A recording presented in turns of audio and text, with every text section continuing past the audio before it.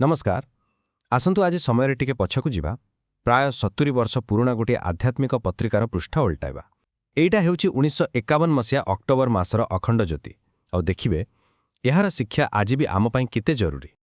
तेबे मनरे प्रश्न आसे सतरे कौन एही 70 वर्ष पुराना पत्रिका आम आजिर द्रुत गतिशील दुनिया रे एक भल जीवन बंचिबा पई किछि शिक्षा देई परिबो।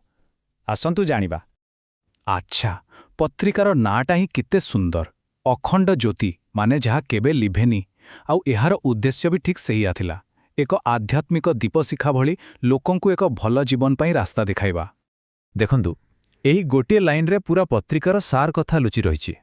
एहा सीधा कहूछि आम पाखरे कोन अछि ताहा बड़ कथा नुहे बरং आमे भितरु केमिठी ताही प्रकृत मूल्यवान आउ एही चिंताधारा ही पत्रिकार प्रतिटी पृष्ठारे देखिबाकु मिले। किंतु कथा हेउछि एते बड़ दर्शनकु आमे आम जीवनरे लगेइबु केमिति। एथिपाई पत्रिकारे गोटे मनोवैज्ञानिक फ्रेमवर्क दिया जाइछि जहा आम मन आउ भावनाकु संतुलित करिबारे सहाय्य करे। आउ एहार आधार हेउछि त्रिगुणर धारणा माने आम भितरे तीनोटी मुख्य शक्ति काम करुछि सत्व रज आउ तम। एठी देखंतु केते सरल भाबरे ए तीनोटी शक्ति को बुझा जाइछि। सत्व जहा आमको शांति दिए, रज जहा आमको काम करिबाकु प्रेरणा दिए आउ तम जहा आमको अलसुआ करि दिए। आम जीवन ए तीनोटी भितरे ही चाले। खाली सेतिकी नुहे पत्रिका केवल समस्या कहूनी समाधान भी दउछि केमती आमे निज भितरे सत्वगुण को बढ़ाई पारिबा तारो बाट भी बतउछि। आउ एही ज्ञान केवल मुंड भितरे रखिबा पाई नुहे एहार सबुठु बड़ कथा हैला एहा आम शरीर सहित सीधा सड़ख जोड़ी होई रहिछि। मन आउ शरीर दुईटा अलगा जिनिस नुहे। जेमिति कि प्राणायाम एहाकु केवल गोटे धार्मिक काम बोली भाबंतुनी। पत्रिकारे एहाकु गोटे वैज्ञानिक पद्धति भावे देखा जाइछि जहा आम शरीर को सुस्थ रखिपारे। आउ ए संख्याटा देखंतु 72,000 ठीक भाबरे प्राणायाम कले घंटा करे आमे एते वायु को शुद्ध करि परिबा। केते शक्तिशाली हेई पारे आम निश्वास टिके भाबिले आश्चर्य लागे। प्राणायाम छड़ा आहुरी भी बहुत किछि स्वास्थ्य टिप्स थिला आ मजार कथा होछि सेगुड़ाक आज भी आमे सुनिबाक पाउछे जेमिति कि औषध बदଳରେ खाद्ୟରେ रोग भल करिबा किंबा गाजर आखि पई भल एसबु कथा सेतेबेले भी कुहा जाउथिला। एही सबु गभीर कथाकु सहजरे बुझेइबा पई पत्रिकारे बहुत सुंदर सुंदर कहानी आ उदाहरण दिया जाइथिला कारण कहानी माध्यमरे कथा सहजरे मने रही जाए।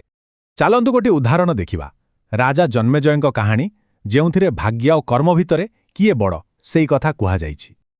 आउ ऋषिंकर एही गोटिए वाक्य एहा ही पूरा कहानीर सार। आमे आम कर्मर फलरू खसी पारिबानी किंतु भल काम करी आमे आम भविष्यतकु निश्चय बदलाई पारिबा। आउ एठी ही पत्रिकार सबुठु बड़ खासियत एहा केवल पुराणा कथा कहु नथिला बरং सेही समयर महापुरुष जेमिति कि महात्मा गांधीक विचार सहित भी ताकु जोड़ुथिला। एहा अतीतकु वर्तमान सह मिसौथिला। तेबे ए सबुकु जदि आमे एकाठी करिदेबा ताहेले केमितिया चित्रटिए तयारी होउची। गोटिए सुंदर जीवन पाई गोटिए पूरा ब्लूप्रिंट मिली जाउची। तेणु जिथे बेले आमे सबुकु एकाठी देखुछे गोटे पूरा स्पष्ट चित्र सामना को आसुछि। अखंड ज्योति कहुथिला जे मन शरीर आउ कर्म एसबु अलगा अलगा नुहे एगुड़िक गोटिए गच्छर डाल पत्र आउ फूल परी जाहार मूल गोटिए। आउ शेषरे एही प्रश्नटा आम पई रहिगला। आजिकाली आमे मुंड पिंधा पई गोटे डाक्तर पेट पई आउ जणे एमती जीवन को खंड खंड करी देखुछे किंतु एही 70 वर्ष पुराना पत्रिका आमको मने पकई दूची जे बोधुए प्रकृत समाधान जिनिसगुड़ी को अलगा करिबारे नुहे बरং सबुको एकाठी जोड़ी देखिबारे ही अछि। आपण कोन भाबुछन?